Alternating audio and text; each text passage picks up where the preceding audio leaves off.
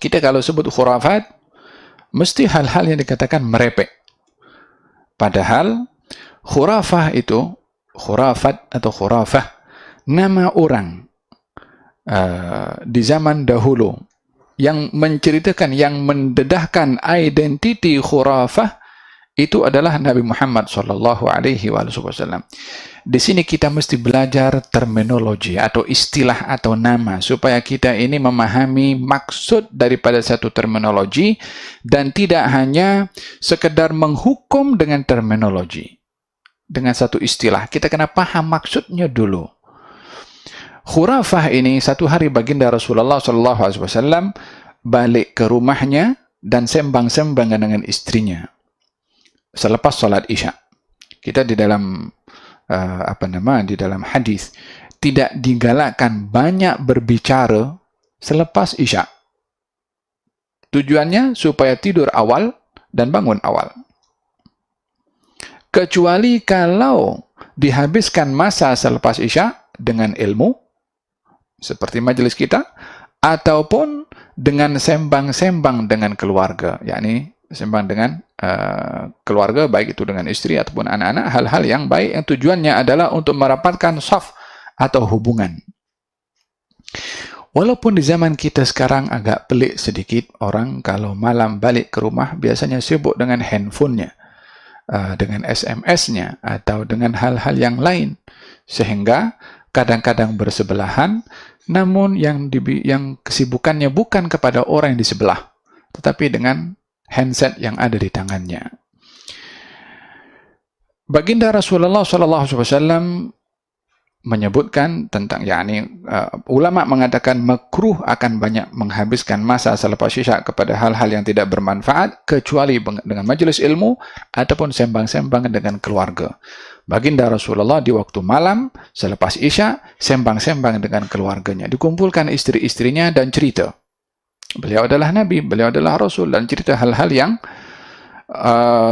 yang gaib pun diberitahukan oleh Allah Subhanahu wa taala dan diceritakan kepada ahli keluarganya. Ahli keluarga Nabi ketika mendengar cerita yang disampaikan oleh Nabi begitu pelik, karena mungkin first time mereka dengar, maka mereka mengatakan, ya Rasulullah, ini adalah macam khurafat. Ini hal yang pelik, yang tak pernah didengar.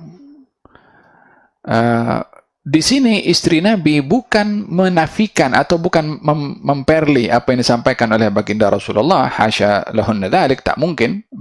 Mereka adalah kenal siapa baginda Rasulullah.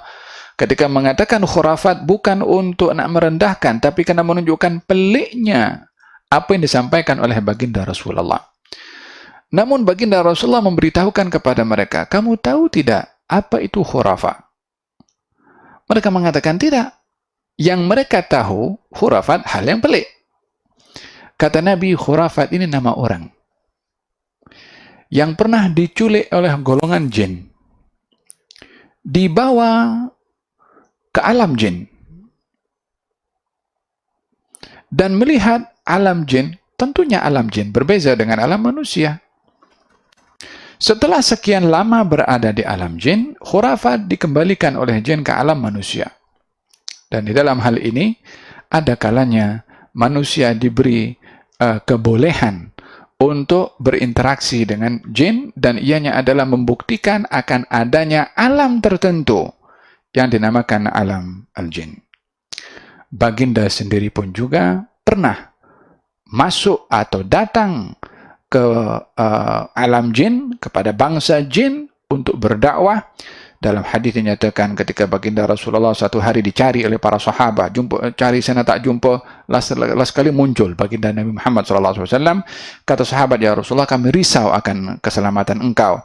Kata Nabi, saya datang daripada golongan jin, maksudnya daripada alam jin. Ada utusan, duta daripada jin yang menjemput Nabi untuk datang berdakwah kepada golongan bangsa jin di alamnya, dan Nabi pun pergi dan berhadapan dengan bangsa jin, dan mereka beriman kepada baginda Rasulullah SAW. Oleh sebab yang demikian, baginda diutus untuk manusia dan juga untuk jin. Kata baginda Rasulullah, kamu tahu tidak siapa itu khurafah? Khurafah ini adalah seorang yang diculik oleh jin. dibawa ke alam jin. Melihat alam jin jauh berbeza dengan alam manusia. Ketika dikembalikan ke alam manusia, dia cerita kepada orang lain apa yang ditengok oleh alam jin. Manusia yang tak pernah tengok alam jin menganggap khurafat ceritanya ini adalah hal-hal yang merepek.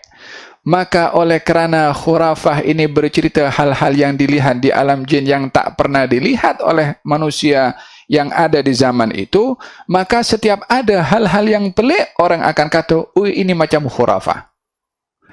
Maka menjadi label kepada hal-hal yang pelik dengan gelaran khurafah. Tapi itu nama orang, dan di sini dikatakan orang itu orang yang baik, orang yang saleh.